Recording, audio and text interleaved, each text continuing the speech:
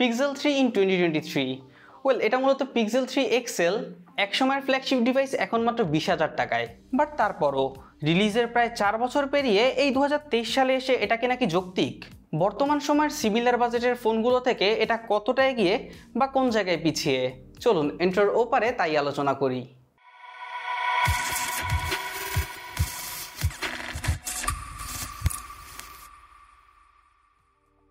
প্রথমেই বলে নেই, এটা কোনো সেকেন্ড হ্যান্ড বা রিকন্ডিশন ফোন না, এটা গুগলের অফিসিয়াল রিফাবলিশড ইউনিট, যার সত্যতা আপনারা গুগলের অফিসিয়াল ওয়েবসাইট থেকে ফোনের IMEI নাম্বার দিয়ে চেক করে নিতে পারেন। চিকনি বক্সে আসা এই ফোনটির প্রাইস 19 থেকে 20,000 টাকা, ভেরিয়েন্ট দুটি 464 এবং 4128। আর আমাদের এই ভিডিওর পৃষ্ঠপোষক এবং রিভিউ ইউনিট প্রোভাইডার গ্যাজেট এই ফোনে দিচ্ছে 10 ডেজ রিপ্লেসমেন্ট এবং 2 ইয়ার সার্ভিস ওয়ারেন্টি। তাদের বিষয়ে বিস্তারিত থাকছে ভিডিওর ডেসক্রিপশন বক্সে। আমি পার্সোনালি গত কয়েক সপ্তাহ ধরে এই ফোনটিকে আমার primary and sometimes secondary device হিসাবে ইউজ করছি। অ্যান্ড আফটার মাই ইউজেস আমি একটা বিষয় খুব প্রপারলি ফিল করেছি, 2023 সালে এসে এই ফোনটি কেনা তখনই যুক্তিযুক্ত হবে যখন এই ফোনটি আপনার স্পেসিফিক কিছু রিকোয়ারমেন্ট খুবই স্ট্রংলি ফুলফিল করবে। ধরুন, এটা হতে পারে এর ক্যামেরা সেকশন, র্যান্ডমলি এই বাজারে যে কোনো ফোন পিক করেন, এর সাথে তুলনা করেন, স্থির চিত্রে পার্থক্যগুলো খুবই স্বস্তির সাথে পেয়ে যাবেন। তাই একে তুলনা করেছি এর একই মার্কেটের ছোট ভাই আর বড় ভাইয়ের সাথে। রেজাল্টটা তো আপনারা স্ক্রিনেই দেখতে পাচ্ছেন। পিক্সেল 3 থেকে এর ছবিগুলো আরও বেশি sharp and vibrant thanks to its 12.2 megapixel f1.8 sensor. বড় ভাই 4 এক্সেল থেকে এটা যে অনেক পিছিয়ে তেমনটা না, কন্ট্রাস্ট লেভেল তুলনামূলক একটু কম, আর HDR প্রসেসিংয়ে বেশ সিমিলারিটি রয়েছে। Portrait quality day light or low light ভালো লাগতে বাধ্য। শুধু ছবি কেন, ভিডিওতেও এটা এই বাজেটে ব্লাইন্ডলি বেস্ট চয়েস। এতক্ষণ আপনারা আমাকে দেখছিলেন প্রায় 60,000 টাকা দামের একটা ক্যামেরা সেটআপে এবং এখন মাত্র 20,000 টাকা দামের একটা ফোনের ক্যামেরায়। মজার বিষয়, এটা দিয়ে আপনারা চাইলে 4K রেকর্ডিংও করতে পারবেন। বাট হ্যাঁ, এটা সিঙ্গেল শুটার কিং হলেও বর্তমান সময়ে এসে এতে আল্ট্রাওয়াইড লেন্সটা আপনি শিওরলি মিস করবেন। মজার বিষয়, পেছনে সিঙ্গেল হলেও সামনে কিন্তু এটা কাপল, 8 মেগাপিক্সেলের regular and ultrawide shooter. Performance নিয়ে আর কিছু না বলি, সেলফি কোয়ালিটি দেখেন আর মুগ্ধ হন।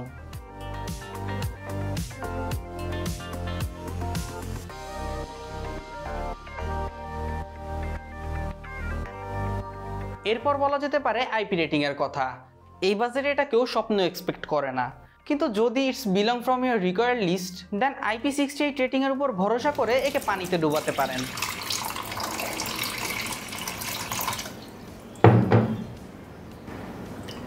কি বলেন, পুকুরে ফেলে টেস্ট করি? থাক, আমি সাঁতার পারি না। ওয়েল, আলাদা করে বলতে হয় ডিসপ্লের কথা। 2K display, resolution 1440 into 2960 pixels, 6.3 inch POLED panel and PPI density 523। ওভারঅলের সময়ের যে কোনো ফোন থেকে ঢের এগিয়ে, except A refresh rate, because বর্তমান সময়ের অনেক ফোনই 120 Hz রিফ্রেশ রেট অফার করে। বাট আমার মতে যে ডিটেলস, শার্পনেস, কালার কন্ট্রাস্ট এটা শো করে, ওই বিবেচনায় অন্য সকল কিছুই ঠুনকো। আমার জাস্ট ডিরেক্ট সানলাইটের ব্রাইটনেসটা একটু কম মনে হয়েছে, তাছাড়া এই ডিসপ্লে সেকশন নিয়ে no complain.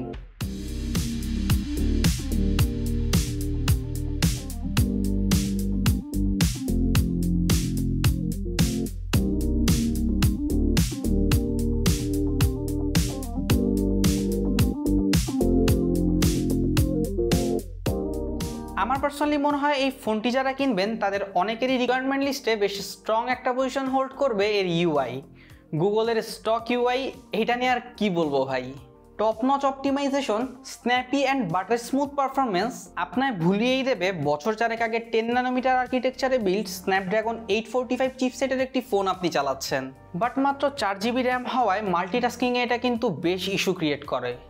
Rather than that, অ্যান্ড্রয়েডের লেটেস্ট ভার্সন স্টেবল একটা পারফরমেন্স অ্যান্ড যেটা সহসাই ড্রপ করবে না, এই ব্যাপারগুলোই কিন্তু 4 বছর পরে সেও এই ফোনটিকে বাজারের অন্য সকল অপশন থেকে রেসে বেশ এগিয়েই রেখেছে। অ্যান্ড এই এগিয়ে থাকাকেই আরেকটু বুস্ট আপ করে এর বিল্ড কোয়ালিটি অ্যান্ড ডিজাইন। শত হলেও একসময়ের flagship grade phone, build material and আউটলুকে এখনও বেশ relevant and standard. But just সামনের সাইডে ফ্লিপ করেন না, 23 সালে সেই 3 হাত লম্বা নচ অ্যান্ড চিন এরিয়া বেশ ওল্ড স্কুল লাগে। আর হ্যাঁ, এই পয়েন্ট থেকেই এই ফোনটির bad side, in other sense বর্তমান সময়ের অন্যান্য অপশনগুলো থেকে এর পিছিয়ে থাকার কারণগুলো সামনে আসে। ফোন ঘোরাই, ফিঙ্গারপ্রিন্টে আঙুল রাখি, একটু বেশি স্লো তাই না?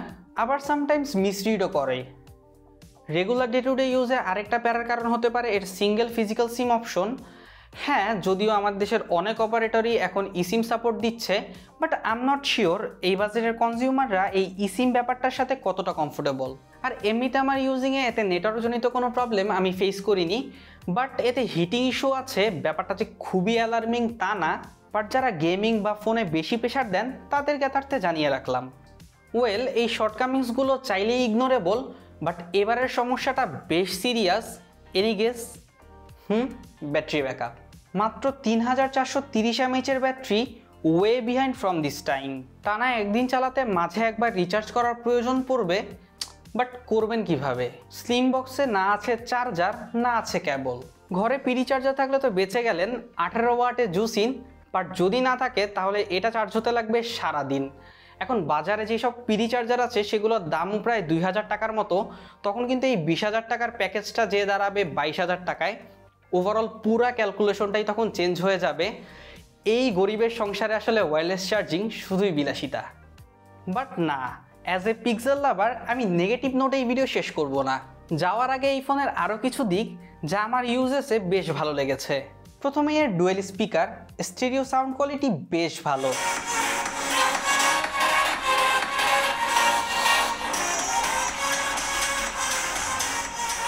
স্কুইচ অ্যান্ড গুগল অ্যাসিস্ট্যান্ট অন। হ্যাঁ গুগল, কি অবস্থা? তেমন কিছু না, আপনার কেমন কাটছে আজকের দিনটা? খুব বেডি। গুগলের আনলিমিটেড ফটো স্টোর ব্যাপারটাও কিন্তু বেশ ইউজফুল। সেফলি সারা জীবনের জন্য ফ্রি স্টোর করা যাবে, ব্যাপারটা অনেকেরই কাজে আসবে। এই ছিল গুগল পিক্সেল 3 XL নিয়ে আমার এক্সপেরিয়েন্স, কেনার কারণ অ্যান্ড না কেনার পয়েন্ট।